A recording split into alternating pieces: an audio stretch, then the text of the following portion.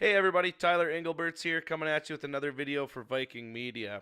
Now, I'm seeing a lot of misinformation floating around on the internet about specifically how Andrew Scheer doesn't support the UN and the Conservatives don't support the UN or the Compact for Migration and that they will get us out of it and that they're our only voice in Ottawa saying that it's bad and it's all just a lot of stuff that isn't founded in evidence. So I want to kind of take you guys through my reasoning behind my opinions on the Conservative Party and how Andrew Scheer is handling this horribly, along with Michelle Rampel.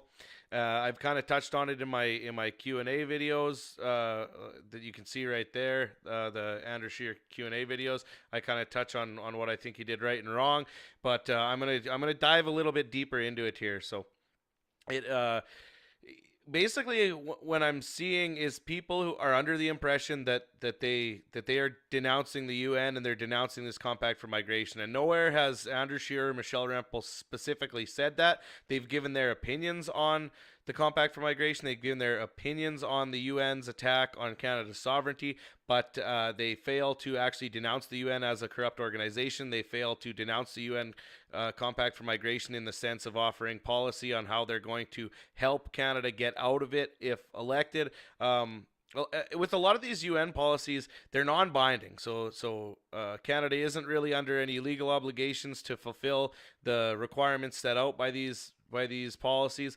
and that to a lot of people that seems to indicate that whether the Conservatives support or don't, it won't amount to anything, and we'll get into that through this video on how I don't think that's the case. So, anyways, this all starts with the Paris Agreement, and I think that's when the UN, in most people's minds, really became overreaching and really became a threat to Canada. So we're gonna start there, and I'd like to start by just illustrating the the votes and how they went for the Paris Agreement. And basically, if you look here, this X is all yes votes, and it's everyone except for Cheryl Gallant. Apparently, one Conservative MP voted nay on it. So thanks to her. Thank you to Cheryl Gallant. I think you voted actually in Canada's best interests. So anyways, what I wanted to do is focus on Mr. Andrew Scheer. Where's his name? He voted yes on the Paris Agreement. And I just want to also point out that you will not find Maxime Bernier's name on this list. He did not vote on this. There was huge pressure on the Conservative MPs to all vote yes on this. I'd like to hear what happened to Cheryl Gallant. I don't know if there's any repercussions, but anyways, you won't find Bernier's name on here because he did not vote. He did not want to, cause turmoil within the party by voting no, so he refrained from voting altogether. Now, if we look at this, I'll put a link to this article in the description. This is a fairly harsh review of Scheer's involvement in the Paris Agreement vote and all MPs for that way. But this right here is what I'm interested in. Not only did Scheer support the motion himself, but he ordered everyone in his party to do so on pain of being disciplined. So that goes back to the whole party line voting thing and how the leaders whip the votes and how MPs are expected to vote along party lines. So I mean, basically, if you're an MP and you go against your party line vote, there are several repercussions that could happen. You could end up losing your job. You could end up sitting as an independent. For more information on that, I'll post a link to my party line vote episode. But anyways, that's kind of what I wanted to illustrate out of this. He did not only support the motion himself, but he ordered everyone in his party to do so on pain of being disciplined. So that's very bad. That he required this much support, because I guarantee not every Conservative MP would have voted for this detrimental UN policy if Andrew Scheer hadn't forced them to. Anyways, that brings me into so now the Conservatives have voted for this Paris Agreement. They've welcomed the UN further into Canada. They've welcomed open discussion about carbon tax, and not only open discussion, which I'm not opposed to, but they've opened stipulations that force Canada into a carbon tax. They've opened a big basket of eggs that's going to be bad for Canada's economy no matter how you slice it. So there's lots of people saying, well, oh, well, who cares? The Conservatives supported it, but it's non-binding, so there's going to be no repercussions. It's just all going to be tickety-boo for Canada, and everything's going to be fine. And I have some serious reserves about falling in line with that way of thinking. Number one is that no matter what happens, the Paris Agreement has been agreed to by an overwhelming majority in the House of Commons, and businesses are going to see that, and they're going to see that there's likely incoming, detrimental to business implications of this Paris Agreement. So I believe that the day that Paris Agreement got agreed to so unanimously is the day that a lot of Canadian businesses started looking elsewhere for places with a much more nurturing corporate environment to be doing business. So that is huge for Canada's economy, in the sense that businesses are flocking out of Canada, largely in part of the Paris Agreement, which is largely in part of Andrew Scheer whipping the vote of his caucus to support this 100%, which I think is terrible. And so when you see businesses leaving Canada, I believe that a large portion of the blame lays a large portion of the blame belongs to Andrew Scheer and the Conservative Party of Canada.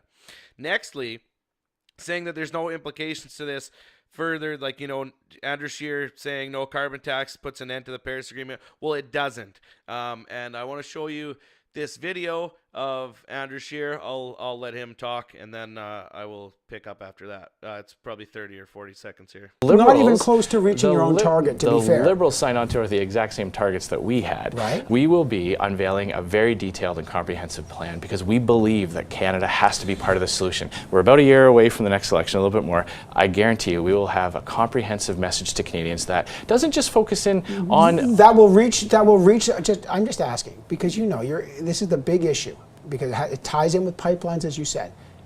The former Harper regulations would not come close to meeting the targets that the Harper government set, and you want to keep those. Will you unveil a plan that will actually meet the Paris targets? Of course I will unveil a plan that reaches the targets that we have already voted in favor of. We believe... So right there, Andrew Scheer kind of tries to dodge the question, which kind of leaves me up to a lot of skepticism that he's got some sort of agenda. But anyways, he says he fails to admit that his plan will reach Paris Agreement targets, which is what everybody in Canada wants to know. But what he does say is our plan, which we don't know what it is, but our plan will meet the stipulations of the policy that we voted on. And they clearly, I'll take you back over here, they clearly voted on the Paris Agreement, like, largely in favor of it. So for Andrew Scheer to sit here and say that they'll meet the targets of what they voted on definitely means that they have a plan that will meet the targets of the Paris Agreement. There's no question there of what that means. It's him saying it without saying it. I'm not sure why he's doing that, but he definitely is. So that's him clearly stating that they're going to meet Paris Agreement targets. And moving on from that, one of the stipulations of the Paris Agreement here, if you look, it says $100 billion to help developing countries switch from fossil fuels to greener sources of energy and adapt to the effects of climate change. The developed world, which is Canada, the developed world will provide $100 billion a year. That's $100 billion a year to help developing countries implement their own carbon plans. So not only are we going to, or their own carbon reduction plans, or however you want to word it. So not only did this Paris Agreement bring on a carbon tax, likely a carbon tax to Canada, likely some further, even if Andrew Scheer does get elected and he scraps the carbon tax, what plan is he going to put forth and how detrimental will that be to Canada's economy? And then what portion of this $100 billion a year will Canada be forfeiting to the UN to help developing countries build their own carbon plans, carbon reducing plans? It's just all crazy at how much this is going to cost Canadians.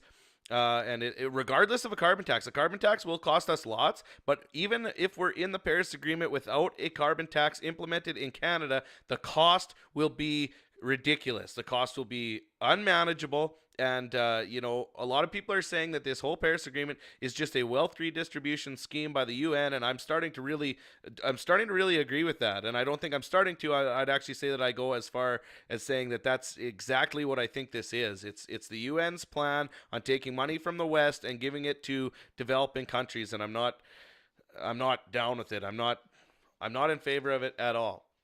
So here it also says, but that amount is identified as a floor and not a ceiling, which, of course, with any government policy, that means that $100 billion is the minimum for this climate change fund, and it could go as high as whatever. It could be hundreds and hundreds of billions. It could be trillions. Who knows what the UN has in mind. So that's very, very bad, I think. And for people to sit there and say that, it doesn't matter, it's non-binding, they'll get us out of it. I don't see any evidence here. I actually see a lot of evidence suggesting the opposite, that the Conservative Party of Canada is full-heartedly supporting this Paris Agreement, which leads us to them failing to denounce the UN Compact on Migration, and how are they actually supporting that in ways that are yet to be determined.